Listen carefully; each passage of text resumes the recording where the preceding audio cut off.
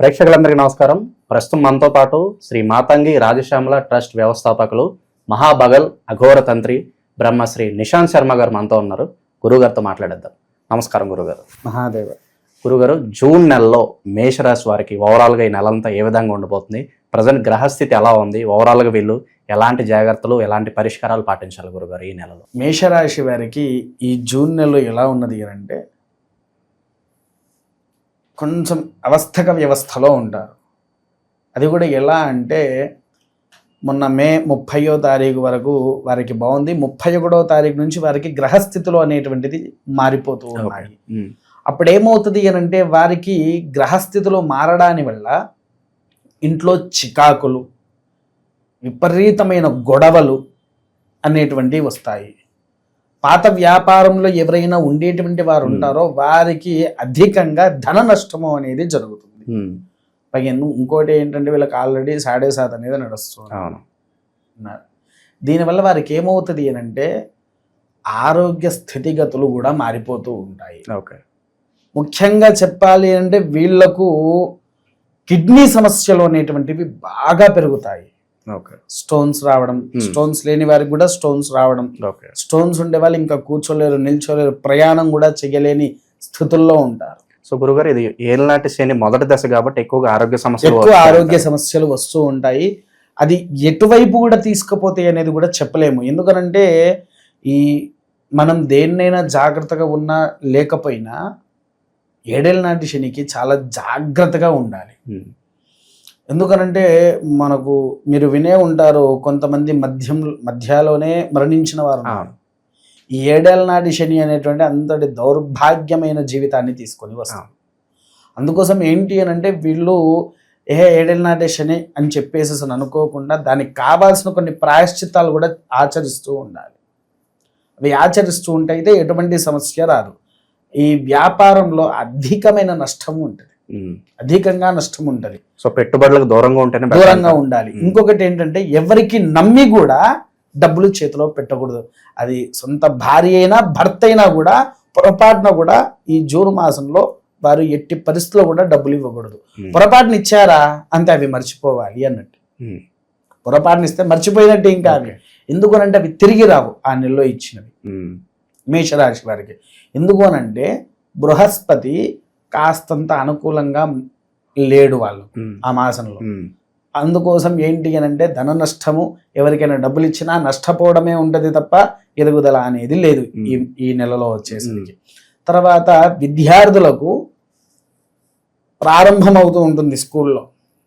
వీళ్ళు ఏంటి అని అంటే చదువులో కూడా మెరుగ్గా రాణించలేకపోతారు. మొదలు ఇది పిల్లలకి ఎప్పటి వరకు ఉంటదంటే మనకు డిసెంబర్ వరకు ఉంటుంది ఇదే వ్యవస్థలో. అంతగా కాన్సన్ట్రేషన్ చేయలేక కాస్త ముద్దుబారితూ ఉంటుంది వారికి. పిల్లల విషయంలో చాలా జాగ్రత్తగా వ్యవహరించాలి. ఇంకొంచెం అంటే పెద్ద చదువులు చదివే వారికి అంటే ఇంటర్, డిగ్రీ, బీటెక్ ఇలా చదివే పిల్లలు ఉన్నారు కదా, ఆ పిల్లలకు వ్యసనాలకు అలవాటు అయ్యేటువంటి ముఖ్యమైన దారి ఇప్పుడు వచ్చేది వాళ్ళు. ఈ పిల్లల్ని చాలా జాగ్రత్తగా కాపాడాలి. అది కూడా ఈ డిసెంబర్ వరకే. ఎంత జాగ్రత్తగా కాపాడాలి అని అంటే వ్యసనాల లోహుడు కాకుండా చాలా జాగ్రత్తగా చూసుకోవాలి. అలా చూసుకుంటే అత్యంత అద్భుతంగా పిల్లలు మారుతూ ఉంటారు. ఈ పిల్లలు ఎటువంటి వ్యసనాలకు కూడా అలవాటు కాకుండా ఉండాలి అని అంటే ప్రతి గురువారం రోజున నవగ్రహాలలో బృహస్పతి అని ఉంటాడు గురు. ఆ యొక్క బృహస్పతికి వీరు ప్రతి గురువారం రోజున వెళ్ళి పాలల్లో కాస్తంత గంధము కానీ లేకపోతే పసుపు కానీ వేసి కలిపి ఆ పసుపు రంగు ఉండే పాలతో మాత్రమే అభిషేకం చేయాలి. అభిషేకం చేసేసి శనిగలు ఉంటాయి తెలుసు కదా, శనిగలు నీళ్ళల్లో నానపెట్టి ఒక దారము తీసుకొని ఆ దారంలో ఈ యొక్క శనిగలను 108 శనగలుగా కుచ్చి మాల తయారు చేసి బృహస్పతి మెడలో వేయండి. అది మెడలో వేస్తే పిల్లలు కాస్త ఎటువంటి వ్యసనాలకు లోబర్చుకొని ఉండరు. తర్వాత రాజకీయ వ్యవస్థలో ఉండేటువంటి వీరికి కూడా ఏంటి అని అంటే ఎదుటి వ్యక్తి ద్వేషాలు బాగా పెరుగుతూ ఉంటాయి. వాడు నమ్ముకొని పక్కన పెట్టుకున్నవాడు కూడా కాలుతో తన్నేది కూడా తెలియదు. అటువంటి స్థాయిలో వీరుంటారు. నమ్మక ద్రోహం ఎక్కువ జరుగుతుంది. నమ్మక ద్రోహాలు ఎక్కువ జరుగుతాయి.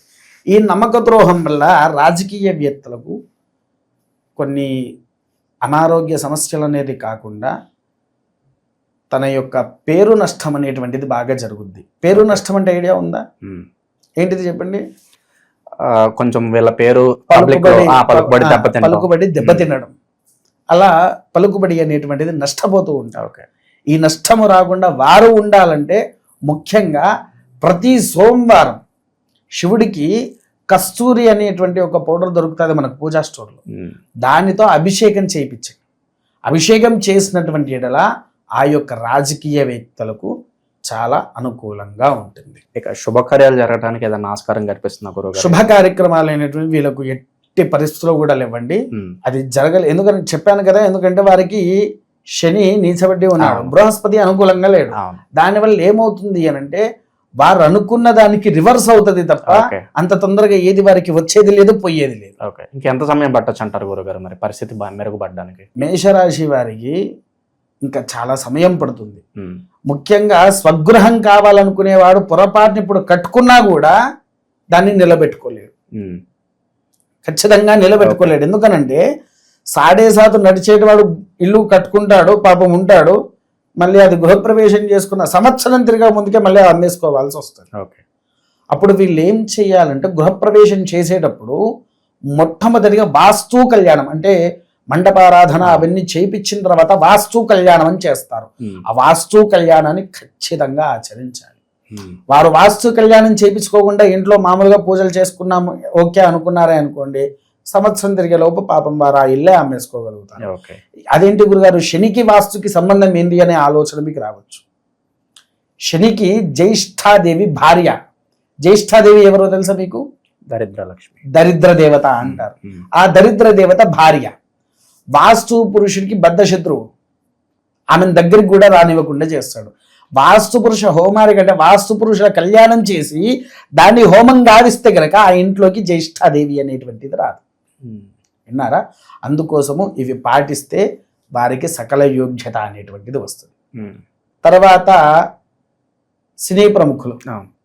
సినీ ప్రముఖులకు వచ్చేసేసండి ఆరోగ్యం అనేది విపరీతంగా దెబ్బతింటది వారికి, మేషరాశి వారికి. అది ఎటువైపు దారి తీస్తుంది అనేటువంటిది పూర్తిగా చెప్పలేము. కాకపోతే ఏంటి అని అంటే వీరు చేసే పనులలో ఆచితూచి అడుగు వేయడం అనేటువంటిది చాలా ఉత్తమమైనటువంటిది. అదొక్కటి వారు చూసుకొని నడుస్తే అన్ని రకాలుగా వారికి విజయం సాధిస్తారు. గురుగారు, ఎవరైనా విదేశాలకు వెళ్ళాలనుకుంటే మరి ఫలితాలు ఎలా ఉండబోతుంది? వెళ్ళడం మంచిదని అంటారా? లేదండి, 7.5లో ఎప్పుడు కూడా విదేశీ ప్రయాణం పనికేరారు, మంచిది కానే కాదు. విదేశీ ప్రయాణం వల్ల ఏమవుతుంది అని అంటే అక్కడ లేనిపోని కష్టాలు అంటే వెళ్ళవచ్చు, విదేశ ప్రయాణానికి వెళ్ళవచ్చు, కానీ అక్కడికి వెళ్ళిన తర్వాత అష్ట కష్టాలు కూడా పడతారు. అందుకోసం ఏంటి అని అంటే డిసెంబర్ తర్వాత అంటే నెక్స్ట్ ఇయర్ జనవరిలో వాళ్ళు పెట్టుకుంటే దానికి ఒక ప్రబలం. ఎందుకంటే అప్పుడు కొంచెం బృహస్పతి అనుకూలంగా అవుతాడు కాబట్టి వారికి కాస్తంత అనుకూలమైన సమయం వారికి వస్తుంది కాబట్టి అప్పుడు వారు విదేశీ ప్రయాణానికి పెట్టుకోవచ్చు. గురుగారు, ఇప్పుడు ఈ రాశి వాళ్ళు ఏళ్ళనాటి శనిలో ఉన్నారు, వీళ్ళ మనస్తత్వం అనేది ఎలా ఉండాలి? ఎందుకంటే తరచూ కష్టాల పాలు అవుతూనే ఉంటారు కాబట్టి మనస్తత్వం ఎలా ఉండాలంటారు బేసికల్ గా? మనసు అంటే ఎప్పుడైనా గుర్తుపెట్టుకోండి, ఎవ్వరి మీద కోపానికి రాకుండా మొదలు. ఎందుకనంటే కోపానికి కూడా మన ఇంట్లో డస్ట్ పడ్డప్పుడు మనం ఏం చేయాలి? క్లీన్ చేసి ఒక చీపురు తీసుకుంటాము, క్లీన్ చేస్తాము. ఈ శని మనకు పట్టుకున్నప్పుడు మన ఒళ్ళంతా డస్టే ఉంటుంది, అవునా? ఆ డస్ట్ అనేది మనం ఎదుటి వ్యక్తులను తిడుతున్నా పెడుతూ ఉన్నా అది శత్రుత్వం పెరిగి ఆ డస్ట్ ఇంకా మన మీదనే వాళ్ళు, అవునా? అప్పుడు లేని శత్రుత్వాన్ని పొందుకున్న వాళ్ళము అవుతాం, అవునా? ఎందుకు అనంటే కామక్రోధ లోభాలను వదిలిపెట్టేయాలి మొదలు. ఇంకొంతమంది వ్యసనాలలో కామంగా ఆలోచించే వాళ్ళు చాలా మంది ఉంటారు. దానివల్ల కూడా వీరికి దరిద్రపు కొట్టు ధూళి అనేది ఒంటి మీదికి చేరుద్ది. అవి ఎప్పుడు కూడా రానియకుండా దూరంగా ఉంచితే కనుక శని ప్రభావం వలన వీరు అటువంటివి చేస్తూ ఉంటారు కాబట్టి అవి చెయ్యకుండా ఉంటే వారికి వారి కుటుంబానికి చాలా మంచిది. ఓకే గురుగారు, వీళ్ళు ఏళ్ళనాటి శని దశ మొదటి దశలో ఉన్నారు కాబట్టి మరి ఎలాంటి పరిహారాలు చేసుకోవడం ద్వారా కొద్దో గొప్ప మంచి జరుగుతుందంటారు ఈ రాశి వాళ్ళకి? ఈ రాశి వారికి ఏంటి అని అంటే మీరు తిరునల్లారని పేరు ఎప్పుడైనా విన్నారా? తిరునల్లారు సాక్షాత్కారుడైనటువంటి శనేశ్వరుడి యొక్క ఆలయము శివలింగం రూపంలో వెలిసినటువంటిది. ఆ దేవాలయానికి వెళ్ళినటువంటి ఎడల, లేకపోతే మందపల్లి అని రాజమండ్రిలో ఉంది, అక్కడికి శనేశ్వర ఆలయానికి అభిషేకానికి వెళ్ళిన, లేదా షిరిడి దగ్గర శనిశింగనాపూర్ అని ఈ 3 క్షేత్రాలు శనేశ్వరుడి యొక్క ఆలయాలు ఉన్నాయి. అక్కడికి వెళ్ళి వారి పేరు మీద అర్చన చేసి కానీ, అభిషేకాలు తైలాభిషేకాలు చేస్తే కానీ చాలా మంచిది. ఇంకొకటి ఏంటంటే, ఇప్పుడు మనకు పోయిన నెలలో మేలో శని త్రయోదశి కూడా వస్తుంది.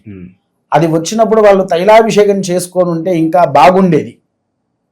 కొంతమంది తెలిసి తెలియక వెళ్ళని వారు ఉంటారు, అవునా? ఆ కిందటి మాసంలో పాపం ఆ శని త్రయోదశికి వారికి తెలియదు కాబట్టి వాళ్ళు వెళ్ళలేరు, అవునా కదా? ఇలా ప్రతి త్రయోదశికి, లేదా మీకు తెలిసిన ఏదైనా శివాలయాలలో అంత దూరం మేము పోలేము అని చెప్పేసి అనుకున్నప్పుడు, మీకు తెలిసిన శివాలయాలలో శివాలయానికి వెళ్ళేసి శనేశ్వరుడికి నువ్వుల నూనె, బెల్లము, నల్ల నువ్వులు, నల్ల వస్త్రము, పత్తి గింజలు అంటే ఐడియా ఉందా మీకు? పత్తి గింజలు, కాటన్ లో నుంచి వచ్చే గింజలు, ఆ గింజలతోని స్వామివారికి పూజాధికాలు గావించాలి. అది గావించిన తర్వాత ఇంకొక లీటర్ నువ్వుల నూనె కొనుక్కోవాలి, ఇంకొక కేజీ నల్ల నువ్వులు కొనుక్కొని శివుడికి కూడా తైలాభిషేకం చేసి, ఆ తైలాభిషేకంలో ఈ నల్ల నువ్వుల్ని కూడా స్వామివారికి అభిషేకం చేయాలి. అలా అభిషేకము ప్రతి సోమవారం ఆచరించండి. 7 ఏళ్ల శని అనేటువంటి ప్రభావము చాలా వారికి సమ్మగిల్లిపోతూ ఉంటుంది. ఓకే గురుగారు, విశేషంగా ఏమన్నా దానాలు చేయాలనుకుంటే ఎలాంటి వస్తువులు దానం చేస్తే బాగుంటుంది అంటారు వీళ్ళు? ముఖ్యంగా ఈ దానాలు చేయాలి అని అంటే, వారు ఎక్కువగా శని మనకు ఉండేటువంటి 3 వాటిలలో వస్తువులలో ఏంటిది? ఇనుము, రెండవది ఛత్రి, మూడవది చెప్పులు. ఇవి వీటితో పాటు నువ్వుల నూనె, నల్ల నువ్వులు అవి దానము చేస్తే, అది కూడా ఎప్పుడు ఏ రోజు పడితే ఆ రోజు దానం పనికిరాదు.